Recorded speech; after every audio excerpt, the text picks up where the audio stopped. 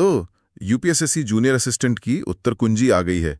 जाहिर है अब सबका ध्यान टाइपिंग टेस्ट पे चला गया होगा। हाँ बिल्कुल।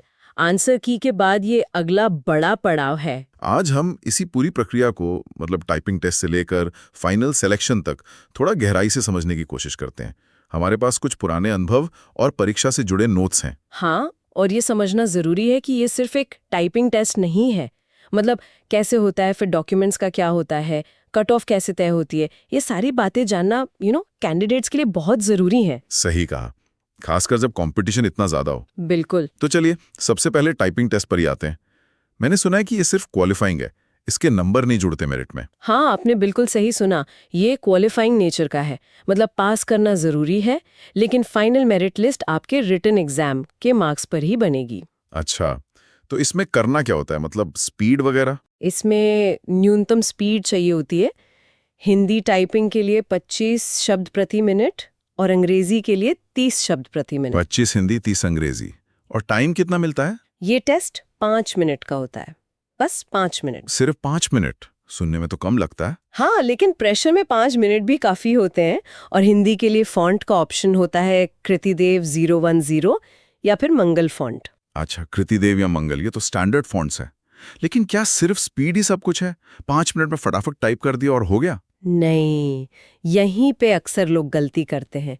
स्पीड जरूरी है, पर उससे भी कहीं ज्यादा जरूरी है एक्यूरेसी, मतलब सटीकता। एक्यूरेसी, हाँ ये तो है। अगर आपने स्पीड तो बहुत निकाल दी, लेकिन गलतियां बहुत ज्यादा कर दी, तो एक तय सीमा से ज्यादा गलतियों पर आप डिस्क्वालीफाई हो सकते हैं, भले ही आपकी स्पीड अच्छी हो। ओह, तो मतलब तेज टाइप करने से ज्यादा सही टाइप करना जरूरी है। एग्जैक्टली।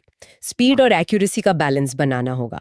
परीक्षा के माहौल में बिना गलती किए टाइप करना ही असली चैलेंज है। समझ गया। तो रफ्तार के साथ सावधानी भी।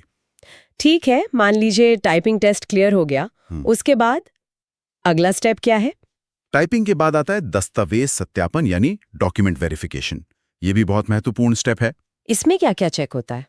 इसमें आपके सारे ओरिजिनल डॉक्यूमेंट्स देखे जाते हैं, जैसे आपकी 10वीं 12वीं की मार्कशीट, ग्रेजुएशन की डिग्री, आपका पहचान पत्र, जाति प्रमाण पत्र अगर लागू होता है तो, निवास प्रमाण पत्र, ये सब ओरिजिनल ले जाने पड़ते हैं? हाँ, ओरिजिनल और साथ में उनकी फोटोकॉपीज भी वो मिलाए जाते हैं। यहाँ ये ध्यान रखना होता है कि सारे डॉक्यूमेंट्स पूरे हों और उनमें कोई गलती ना हो, जैसे नाम की स्पेलिंग वगैरह। हाँ, ये नाम वाली गड़बड़ बड़ी दिक्कत देती है बाद में। बिल्कुल। और कुछ विभागों में इसके बाद एक बेसिक मेडिकल टेस्ट भी होता है। ज्यादातर सामान्य स्वास्थ्य जांच ही होती है। ठीक है, डॉक्यूमेंट्स भी चेक हो गए, मेडिकल भी अगर हुआ तो अब आते हैं सबसे जरूरी सवाल पर, फाइनल सिलेक्शन। मेरिट लिस्ट कैसे बनती है? जैसे मैंने पहले बताया, फाइनल मेरिट लिस्ट सिर्फ और सिर्फ आपके लिखित परीक्षा यानी रिटन एग्जाम में मिले नंबरों के आधार पर बनती है। तो टाइपिंग और डॉक्यूमेंट वेरिफिकेशन का इसमें कोई वेटेज नहीं? नहीं, कोई वेटेज नहीं। ये दोनों स्टेप्स सिर्फ क्वालिफाइंग है। इन्हें पास करना अनिवार्य है, लेकिन ये आपकी रैंक तय नहीं करते। ये बात एकदम साफ हो गई। अब जरा कट ऑफ पर बात कर लेते हैं। पिछले सालों में क्या ट्रेंड रहा है और इस बार क्या उम्मीद की जा सकती है? अगर हम पिछले कुछ सालों को देखें, जैसे 2019 वाली भर्ती का, तो जनरल कैटेगरी की कट ऑफ लगभग 42.23 मार्क्स थे। 42.23, ठीक है। ओबीसी की करीब 41.89, एससी की 40.82 और भूतपूर्व सैनिकों की काफी कम, लगभग 31.19 थी। लेकिन क्या इस बार भी यही उम्मीद रखें? कंपटीशन तो शायद बड़ा ही होगा। हाँ, यहीं पे थोड़ा ध्यान देना होगा। हर साल आवेदकों की संख्या, पेपर का डिफिकल्टी लेवल, वैकेंसीज की संख्या, ये सब चीजें कट ऑफ को प्रभावित करती हैं। सही बात है। और इस बार ऐसा लग रहा है कि कंपटीशन थोड़ा ज्यादा है। तो ये सिर्फ एक अनुमान है, लेकिन हो सकता है कट ऑफ थोड़ी सी बढ़ जाए। कितनी बढ़ सकती है, कोई अंदाजा? अंदाजा ही लगा सकते हैं। शायद जनरल के लिए 45 से 50 मार्क्स के बीच, ओबीसी के लिए 42 से 47, एससी एसटी के लिए 35 से 40 और भूतपूर्व सैनिकों के लिए 30 से 35 के आसपास। अच्छा, मतलब पिछले साल से कुछ नंबर ऊपर। ये तो कैंडिडेट्स को ध्यान में रखना होगा। हाँ, तैयारी करते वक्त एक टारगेट सेट करने में मदद मिलती है। ये फाइनल नहीं है, पर एक आइडिया लग जाता है। बिल्कुल। अब मान लीजिए सब ठीक रहा, सिलेक्शन हो गया, तो जूनियर असिस्टेंट का काम क्या होता है असल में? काम मुख्य रूप से क्लेरिकल नेचर का होता है। ऑफिस का रूटीन वर्क, जैसे फाइलें संभालना, रिकॉर्ड मेंटेन करना, डेटा एंट्री करना, पत्र वगैरह टाइप करना, डिस्पैच का काम देखना। मतलब ऑफिस एडमिनिस्ट्रेशन वाला काम। हाँ बिल्कुल।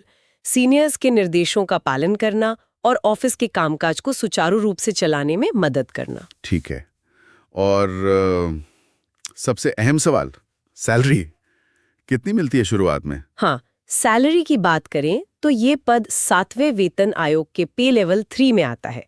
लेवल 3? हाँ, इसका मतलब है कि शुरू में जो इन हैंड सैलरी बनती है, मतलब सारे डिडक्शंस के बाद जो अकाउंट में आती है, वो लगभग 21,000 रुपए से 25,000 रुपए प्रति माह के आसपास हो सकती है। 21 से 25,000, ठीक है। और इसके साथ दूसरे सरकारी भत्ते भी मिलते हैं, जैसे महंगाई भत्ता यानी डीए, मकान किराया भत्ता एचआरए, ट्रैवल अलाउंस टीए, ये सब जुड़ता है और ये समय के साथ बढ़ते भी हैं। तो एक ठीक-ठाक शुरुआत मानी जा सकती है। हाँ, सरकारी नौकरी के हिसाब से अच्छी शुरुआत है। तो कुल मिलाकर सार ये निकलता है कि रिटन एग्जाम के नंबर ही आखिरी में सिलेक्शन तय करेंगे, लेकिन टाइपिंग टेस्ट वो दरवाजा है जिसे पार करना ही होगा। बिल्कुल, उस दरवाजे को खोलने के लिए स्पीड रूपी चाबी तो चाहिए, लेकिन एक्यूरेसी वाला ताला सही से खोलना भी उतना ही जरूरी है। सही कहा, सटीकता पर फोकस करना बहुत जरूरी है। हाँ, और यहाँ एक सोचने वाली बात ये भी है कि जब कंपटीशन इतना ज्यादा है,